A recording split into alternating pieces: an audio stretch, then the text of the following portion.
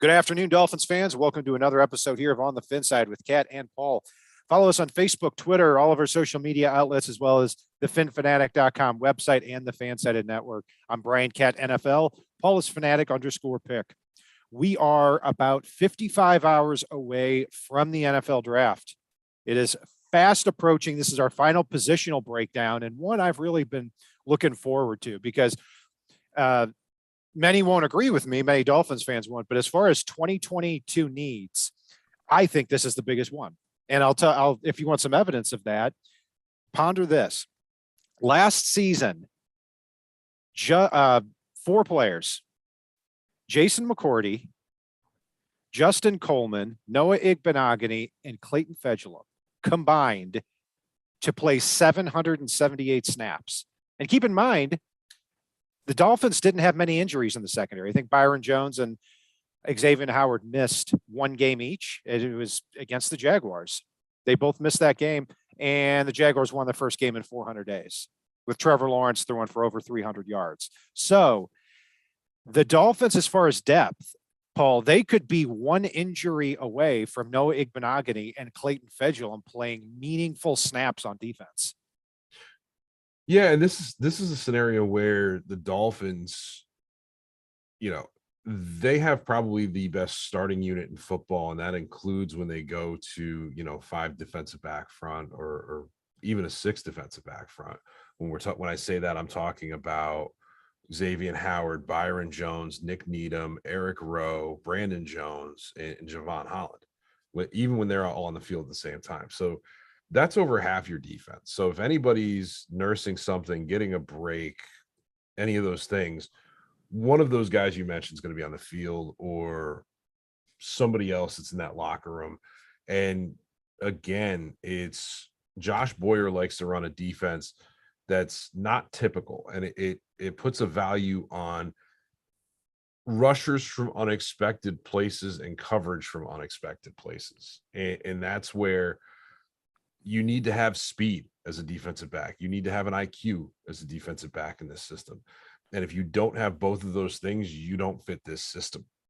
Absolutely. And like you mentioned there, their top 6 guys are about as good as anybody in football as far as personnel on a team. Or better in some cases. Xavier Howard. Yeah, I mean, Xavier Howard, Byron Jones, and Nick Needham at corner. And then safety, you've got Javon Holland, Brandon Jones, and Eric Rowe. I mean, I'd say Eric Rowe and Nick Needham could start for a lot of teams in the NFL. But after that, that's where it starts to get thin. And looking at this class, I love the cornerback class really throughout. I mean, and I'll tell you what, if the Dolphins still had their 15th overall pick with the same roster, I would be fighting Dolphins fans day and night about how cornerback should be the pick here at 15. And I'd be looking at, Sauce Gardner and Derek Stingley Jr. likely to be gone. Well, definitely will be gone by the middle of the first round. But Andrew Booth, Kaiir Elam, as well as Trent McDuffie. Did you come around on him as a first rounder? Who?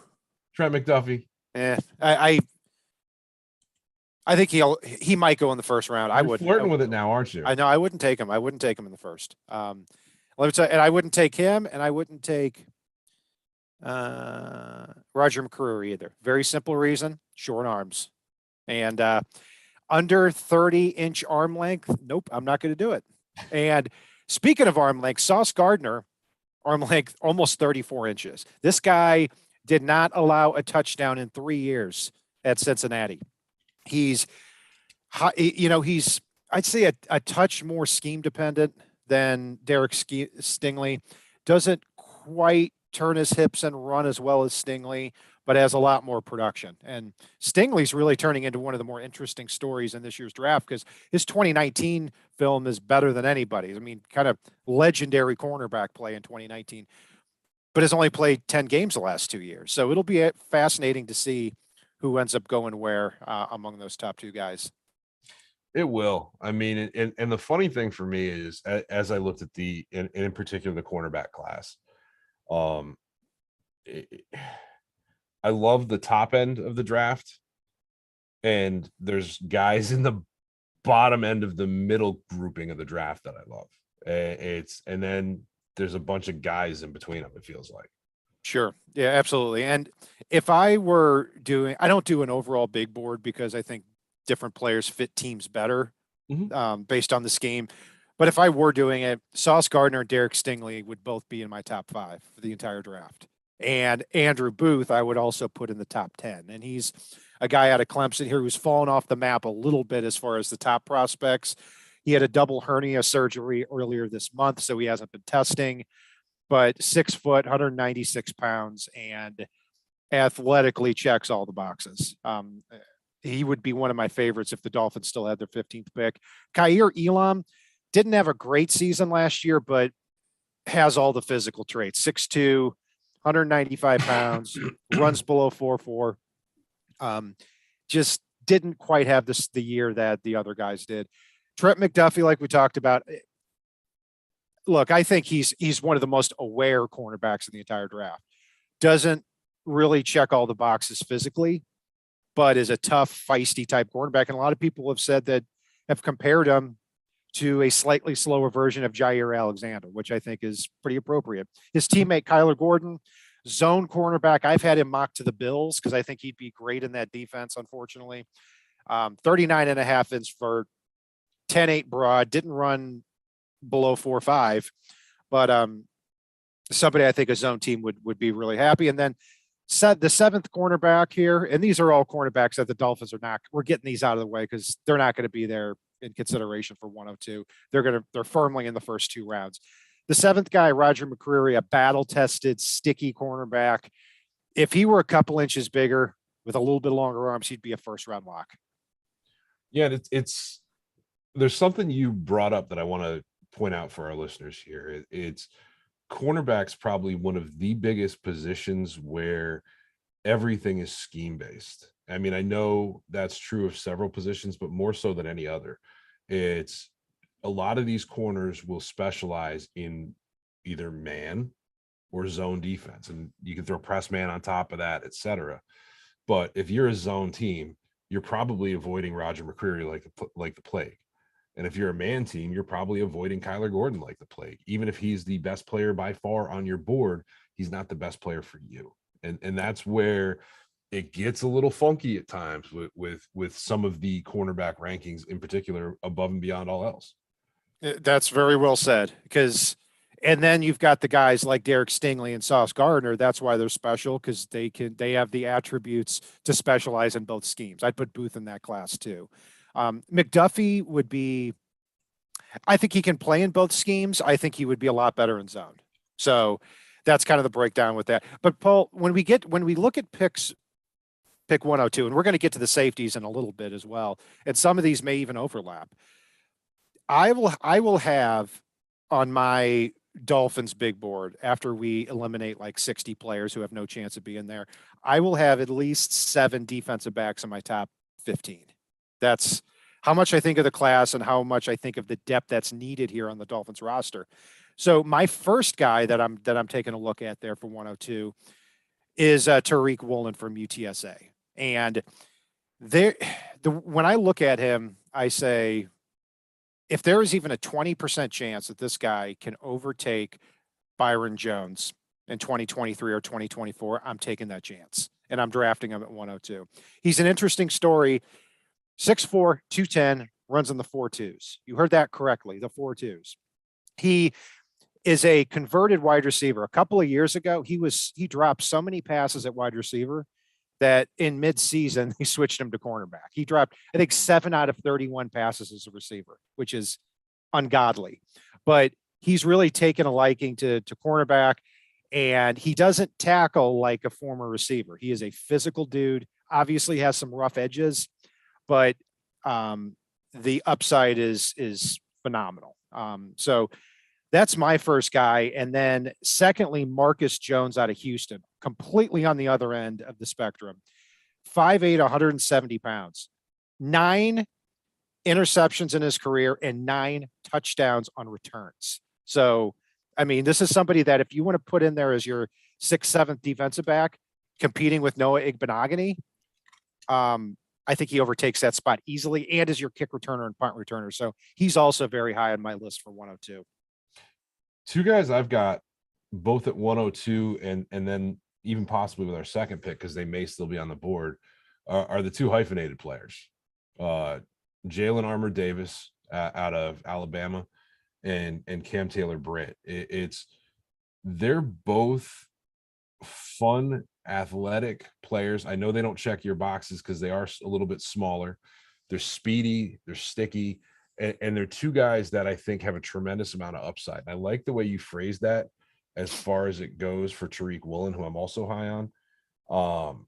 Where if they can potentially overtake Byron Jones, you may be solving two issues with that. Now, overtaking Byron Jones does not preclude his ability to be on the team.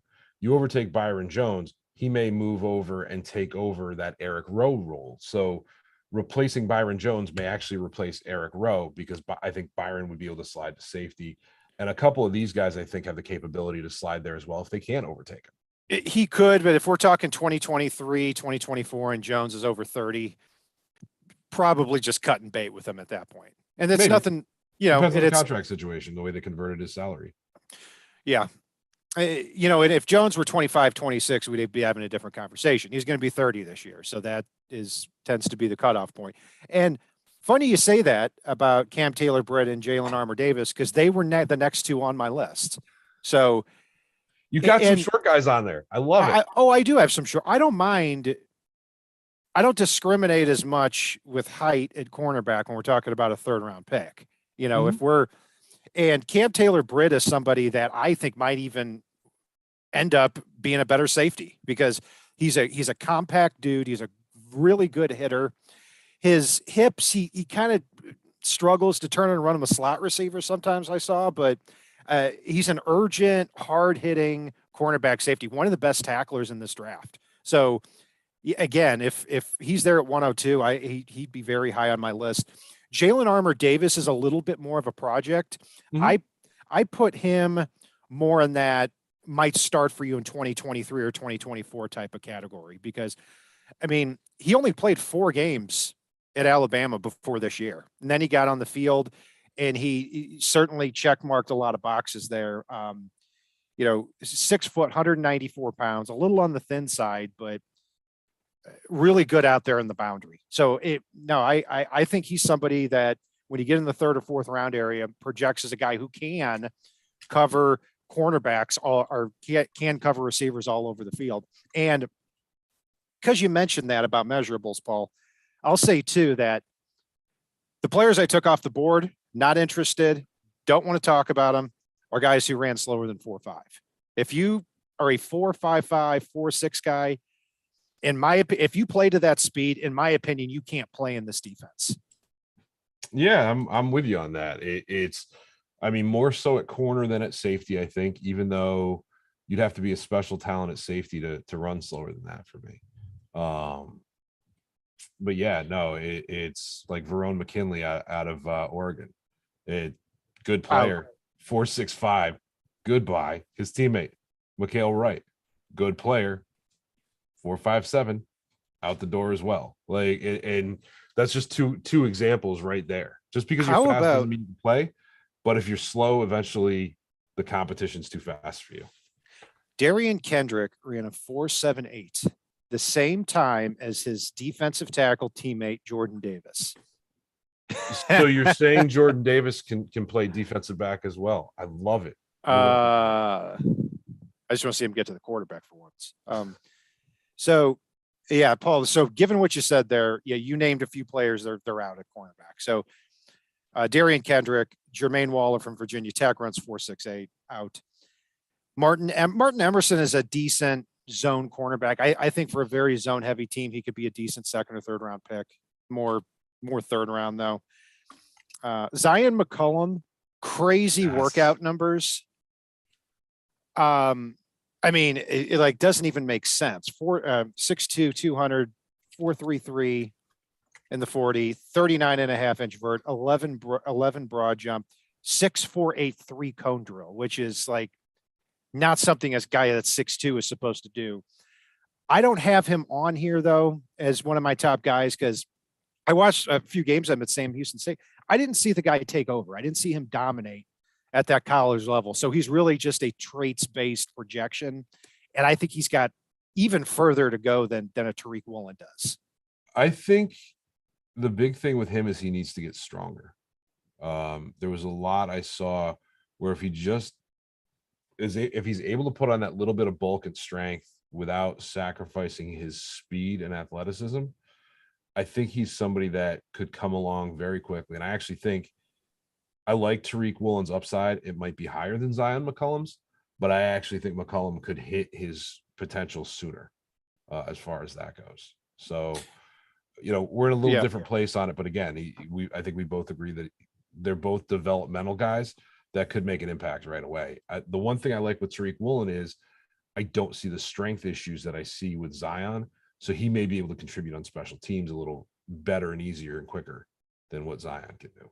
Absolutely. And you never know if Woolen doesn't, if he's too big for cornerback, maybe he moves inside and plays some safety. I will say that if it doesn't work out with Woolen, whether it's with the Dolphins or anywhere else in the NFL, I am done with cornerbacks at this size because they're so darn big. Because, we were just, it was a weekly love fest with Obi Melifonwu back about 5 years ago.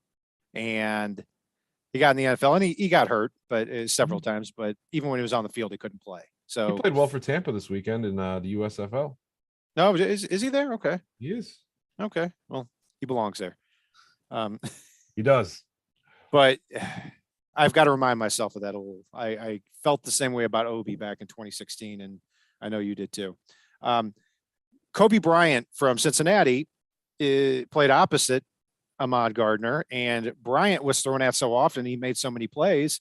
He was actually the Jim Thorpe winner for best defensive back in the country.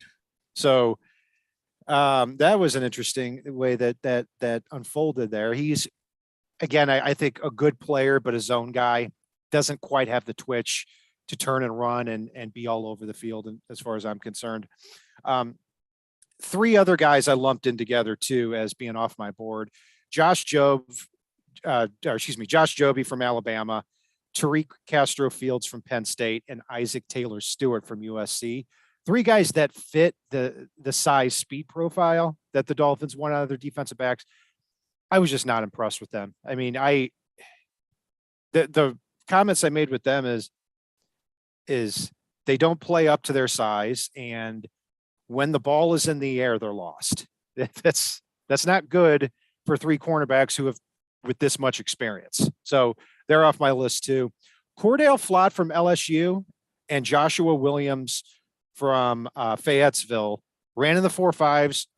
I was very close to making an exception for them because they have a little bit more length. And the Dolphins actually brought in Joshua Williams for a visit. So he's somebody that could be on their radar. Concerns about covering receivers all over the field. But two guys that I do have after Woolen, Jones, Taylor Britt, and Armour Davis. One of my most underrated players in the entire draft, and somebody the Dolphins did bring in for a visit, and that's Jaylen Watson from Washington State. 6'2", 197 pounds. I think he's physical. He's a good tackler.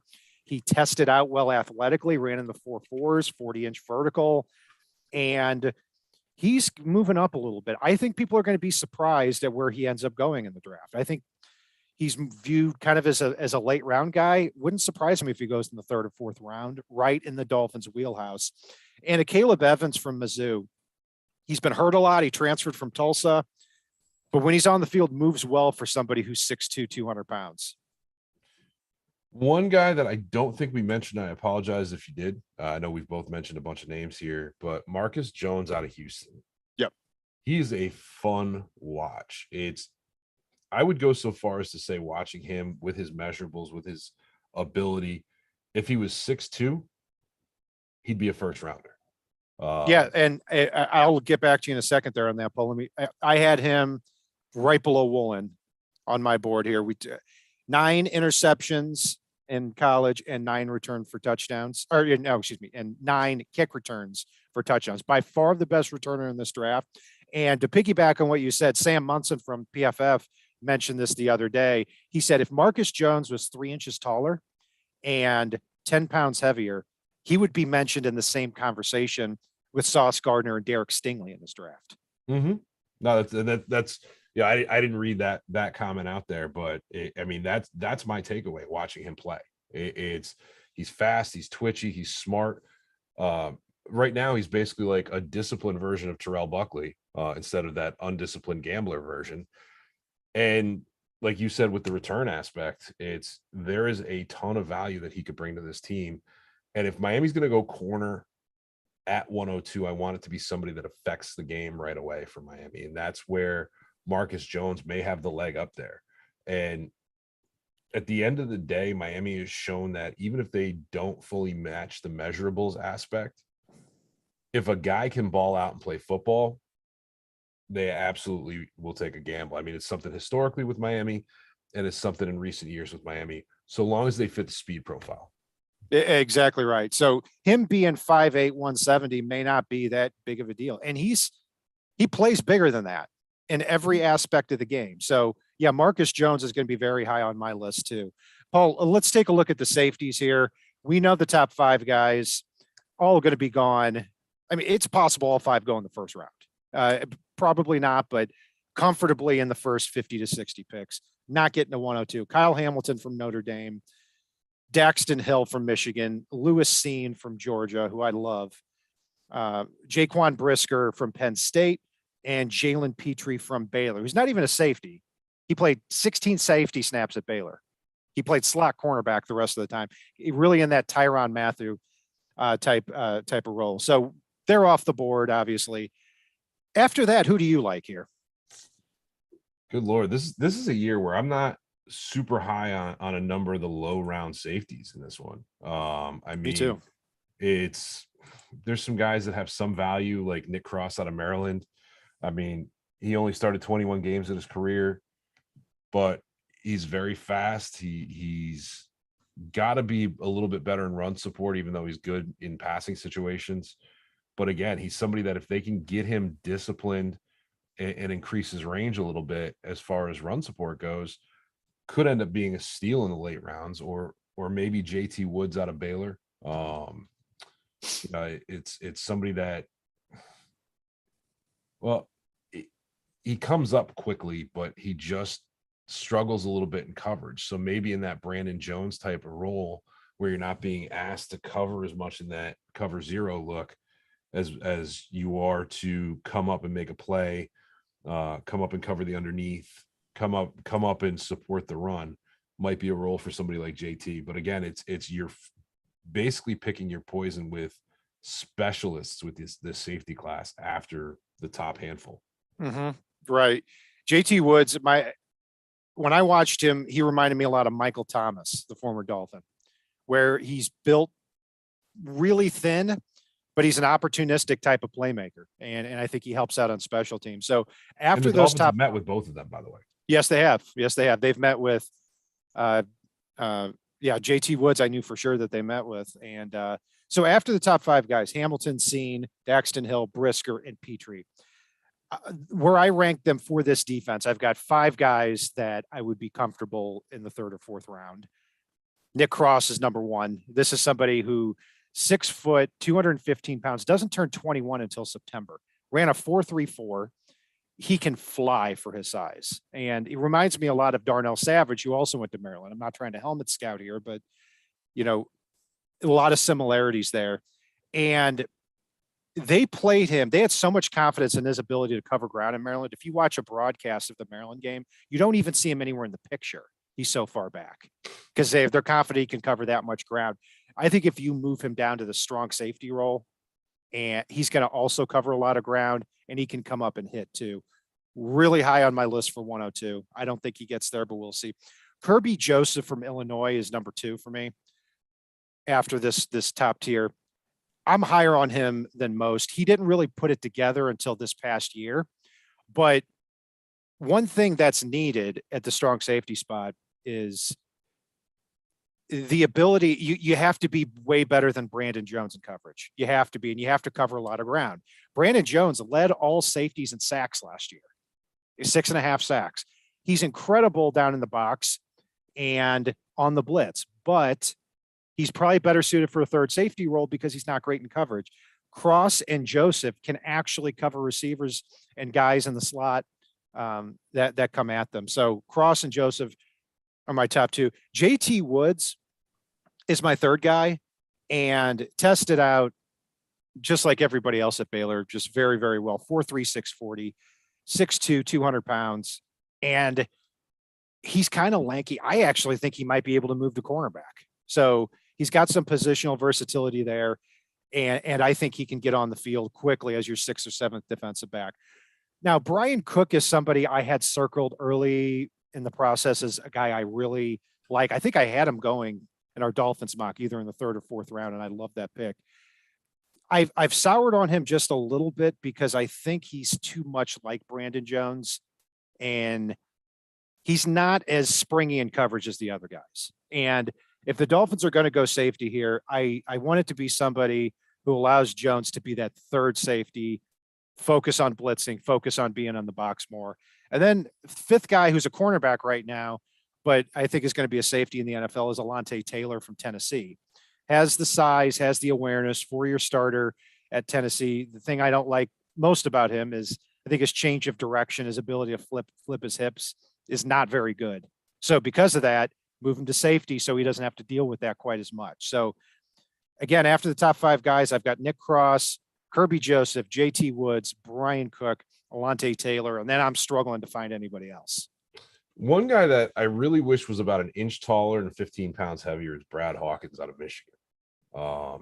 He's somebody that, based on the skill set I saw from him, I think would thrive moving into that tweener role between, more so in the box, almost like a Brandon Jones without as much coverage responsibility and really supporting the run, but covering the tight ends or the running backs out of the backfield. He's a little bit small for that role, but he's a very physical player, a very strong player that could bulk up a little bit. And even if he sacrifices the tiniest bit of speed, not a lot, could be somebody that develops into a very interesting role player down as we go along here. And again, the physicality, the quickness, and the intelligence that he shows on the field only help with that. I got to say, this is probably a first on this show. I have never heard of that player. Okay. Interesting. So he must be a late round guy, but yeah, I mean, he's a 6th round prospect, but he's somebody that, again, he runs a 4.57, so he's not going to be down the field running with a Tyreek Hill type, that'd be the stupidest thing on the planet. That's a blown coverage and a half, but he's somebody that he's very physical at the line of scrimmage. So yeah, I've definitely got to check him out. And somebody in chat too mentioned, thanks, Chance, mentioned somebody who, if we get down into the later rounds, or if the Dolphins, acquire a pick in the 5th or 6th, Marquise Bell from Florida A&M is somebody I've watched a lot of. He is fast, plays physical, plays with an attitude. I also said he is absolutely reckless at this point. And I remember thinking, and it's not just because of the last name, but he reminded me a lot of Jeremiah Bell when he came out of college, that he always made a lot of plays. He played fast. He just had to be reeled in a lot. And I would rather take in a physical dude who runs on the 4.3s and has the size and needs to be reeled in than the opposite. Same goes for Tyson Anderson out of Toledo. He moves really well for somebody who's 6'2", 207, and much better at run support at this point, but definitely has the speed to be a special teamer or impact the passing game as well. But my only problem with him, doesn't make a lot of big plays. Last 3 years, no interceptions and just 1 forced fumble. So, Paul, we've gone through a lot of names here. We're closing in on the draft. 2 guys that I don't like at safety are Veron Mckinley, and I'm not a Bubba Bolden fan either. I've seen just too many missed plays from him at Miami, even though he does have the size and the, I mean, I don't think he plays to his 40 time, which is 4.47. I think he plays a lot slower than that. So, yeah, I mean, anything else jump out at you? No, again, I don't think safety is a position Miami's going to look at early. While we would all like for Clayton Fedulum to be unseated upon this roster, I don't think this is the year for that, unfortunately. But again, it's corner is probably a spot that they take at least one or two guys, whether it's drafted or undrafted. And if you're looking at other players, I would urge you to use the speed measurables we talked about before, because Miami's not in the business of going after slow players at this point.